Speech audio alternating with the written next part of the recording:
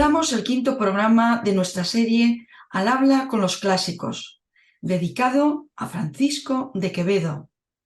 Tenemos con nosotros a Santiago Trancón, que va a continuar presentándonos algunos de los aforismos, sentencias y reflexiones de Quevedo, que ha ido seleccionando en su libro Sabiduría de los Clásicos, cuya lectura recomendamos a quienes quieran conocer de cerca y desde dentro a uno de nuestros autores clásicos más destacados. Bienvenido, Santiago. Un placer conversar contigo, Pilar, y más para hablar de temas que, a pesar de tener mucho interés, están muy alejados de los asuntos de los que se ocupan hoy los medios de comunicación. Agradecemos a nuestros seguidores, que también los tenemos, que continúen escuchándonos y viéndonos, y ello a pesar de que YouTube, sin explicación ni motivo alguno, nos haya cerrado el canal con el que difundimos nuestros programas anteriores dedicados a Baltasar Gracián y que lamentablemente ya no están así al alcance de nuestros oyentes. Es un ejemplo lamentable de la larga mano negra de la censura a la que insólitamente le molesta la voz de nuestros clásicos. Dicho esto, pasemos a hablar de un libro titulado Las cuatro pestes del mundo y las cuatro fantasmas de la vida. Una obra escrita por Quevedo entre 1633 y 1639, pero que se publicó póstumamente en 1651. Lo primero que me llama la atención de este libro son las cuatro pestes y las cuatro fantasmas seleccionadas por Quevedo, de los muchos males que encontramos en la vida y la sociedad. Quevedo se centra en la envidia, la ingratitud, la soberbia y la avaricia, a las que llama pestes, destacando así que son males que se contagian fácilmente y que pueden afectar a cualquiera. Basta recordar los estragos que la peste ha causado a lo largo de los siglos. Pero luego llama las fantasmas a la muerte, la pobreza, el desprecio y la enfermedad. Aclaremos que en la época de Quevedo se decía las fantasmas en femenino y que luego la palabra cambió de género. No el sexo, no lo cambió, claro, que los fantasmas parece que de momento no tienen sexo. Quevedo no solo hace esa llamativa selección, que implica darle una gran importancia social y vital a esos 8 males, sino que parece invertir el sentido de la realidad, porque a primera vista nos parecería que las pestes que señala, esas 4, son más abstractas que las fantasmas, y que las fantasmas, eso en femenino, como lo llaman, son en realidad hechos más objetivos y visibles que las propias pestes. Aquí, por tanto, Quevedo provoca una cierta distorsión e inversión conceptual, que es la primera sorpresa. Por un lado, lo que consideramos como cualidades abstractas, como pueden ser comportamientos, la envidia, la ingratitud, la soberbia o la avaricia, que son lo que él llama pestes, o sea, males y enfermedades contagiosas y muy reales. Pero por otro lado, lo que consideramos más real y físico, como pueden ser la muerte, la enfermedad, la pobreza o el desprecio, eso para Quevedo son fantasmas. Y esto es curioso, o sea que tiene un componente imaginario o mental muy importante. Pues veamos qué nos dice Quevedo de todos estos males, los reales y por contraste los fantasmales. Empecemos con la envidia, un mal que siempre se ha achacado a los españoles, o al menos así nos lo hemos creído. No sé si con alguna base real, o si es también fruto de nuestra propia leyenda negra. ¿Tú qué opinas, Santiago? Mira, yo no creo que seamos más envidiosos que los franceses, los italianos o los alemanes, por ejemplo. Lo que sí creo es que aquí prestamos más atención a la envidia, nos preocupa más, o sea que ocupa un lugar muy relevante o más relevante en nuestras relaciones sociales. Vamos, no tenemos ningún gen de la envidia más desarrollado, pero ¿qué pasa? Que sí somos más conscientes de la importancia de la envidia y cómo influye en nuestras actitudes y comportamientos. Quevedo parte de que la envidia es algo que está en la propia condición humana y que lo primero para combatirla es ser conscientes de ella. Por eso dice lo siguiente: el hombre o ha de ser envidioso o envidiado, y los más son envidiados y envidiosos. Y al que no fuere envidioso, cuando no tenga otra cosa que le envidien, le envidiarán el no serlo. Quien no quiere ser envidiado, no quiere ser hombre. Y quien es envidioso, no merece serlo. O sea que la mayoría somos eso, envidiados y envidiosos. No podemos evitar el ser envidiados, pero eso no nos autoriza ni nos anima a que tengamos que ser envidiosos. Por el contrario, para ser hombre, dice Quevedo, hay que vencer a la envidia. Para eso hay que ser consciente de todos los males que la envidia trae consigo, claro. Vamos, que la envidia nos brota, por así decir, del trato humano, de observar a los demás e inevitablemente compararnos con ellos. Eso quizá está inscrito en nuestros genes, en las llamadas neuronas espejo que nos llevan a enfocarnos en el otro, para bien, pero también para mal. Para bien, porque así podemos imitar, comprender al otro y ponernos en su lugar, pero también para mal, al despertar sentimientos negativos como la envidia. A Quevedo lo que le interesa es señalar esos efectos negativos, la maldad que la envidia encierra y el mal que provoca. Por eso habla de distintos tipos de envidia, por ejemplo, la envidia manifiesta y la envidia hipócrita, la que no se quiere dar a ver, ¿no? La envidia también de los bienes, pero también la que desea los males del otro. La envidia es siempre retorcida, maquina, oculta lo que siente, es astuta y a veces actúa aparentando sentir todo lo contrario de lo que siente, ¿no? Por eso dice Quevedo, no solo se envidian los bienes, sino los males. No solo las honras, sino las afrentas. No solo la prosperidad, sino la miseria. Tanto siente el individuo que otro tenga poco mal como mucho bien, poca afrenta como mucha honra, poca miseria como mucha prosperidad.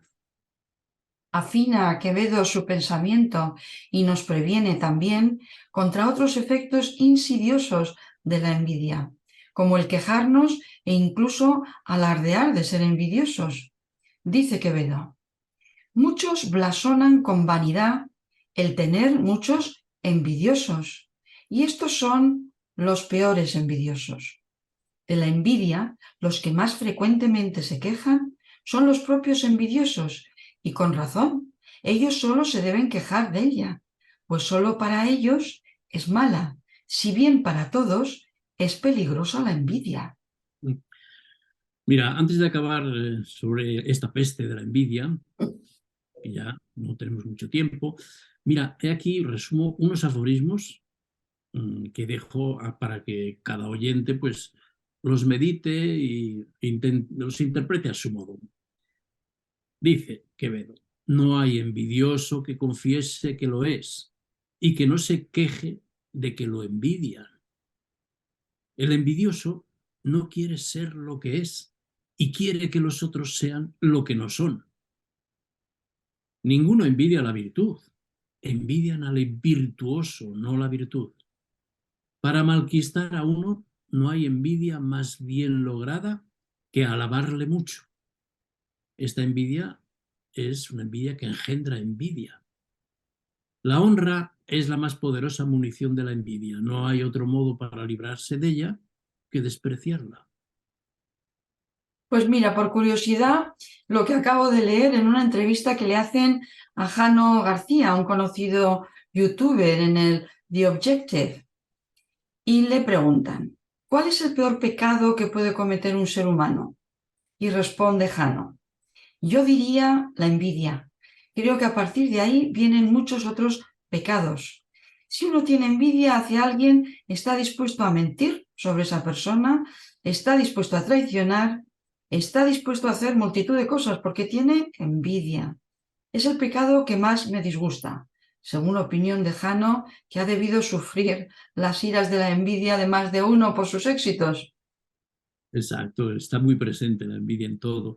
Y mira, hablando del tema, también he encontrado yo un titular en el ABC, ahora mismo, hace muy poco, que dice lo siguiente. Dice, suspendido 13 años de empleo y sueldo, Rafael Luque, uno de los científicos más citados del mundo. Dos puntos y comillas. Es todo envidia. Por tanto, se trata de un prestigioso investigador de la Universidad de Córdoba que atribuye a la envidia esa desorbitada sanción, ni justificada, ¿no? Es decir, la envidia anda presente en este caso en los medios intelectuales y en la gente seria, ¿no? También, ¿no? Parece un mal universal. De hecho, es el origen de todos los males. Según la interpretación de la Biblia, recordemos que Lucifer se rebeló por envidia contra Dios. Y Adán y Eva incluso querían ser como dioses, por no recordar la historia de Caín y de Abel, ¿no? Los oyentes seguro que nos podrían recordar muchos más ejemplos, no solo históricos, sino del momento. La envidia explica muchas cosas que aparentemente no tienen sentido. Dado que la envidia es tan perniciosa, ¿qué propone Quevedo para librarnos de ella? ¿Nos da algún consejo? ¿Nos propone algún remedio? ¿Algún consejo útil? Pues sí, sí, mira, escucha, dice, ¿quieres no ser envidioso? Pues ten tanto contentamiento de los bienes ajenos como de los propios. Tanta misericordia de las calamidades de los otros como de las tuyas. Si estás contento con las felicidades de los otros, las haces tuyas. Logro es. Si las envidias, haces malaventuradas tus dichas, lo que es miseria. Si miserable te alegras de la calamidad ajena, añades al ser miserable el merecerlo. Es un remedio que suscribiría perfectamente hoy la llamada psicología positiva, que aconseja que focalicemos nuestra atención en potenciar las emociones y los sentimientos positivos, más que en combatir los sentimientos negativos. Es decir, nos recomienda alegrarnos con los bienes, la felicidad y los logros de los demás, pero también, y esto hay que destacarlo, con los bienes y los logros propios. Así es. Bueno, pero pasemos brevemente a hablar de la otra peste que señala Quevedo, la ingratitud. Quevedo lo hace inseparable de la envidia. Vicios y virtudes, cualidades y defectos siempre son vistos por Quevedo unos con relación a otros. Las virtudes están siempre muy cerca de los vicios. Todo puede darse la vuelta y ser su contrario, ¿no? Especialmente los vicios y los males arrastran consigo a otros más. La envidia, por ejemplo, engendra la ingratitud. Define así al ingrato Quevedo: quien no conoce el beneficio que recibe, quien le desprecia, quien le olvida, quien le acusa, es decir, que da la vuelta. Un beneficio se convierte en una acusación del que ha hecho ese beneficio, cuando es la envidia la que se pone por medio.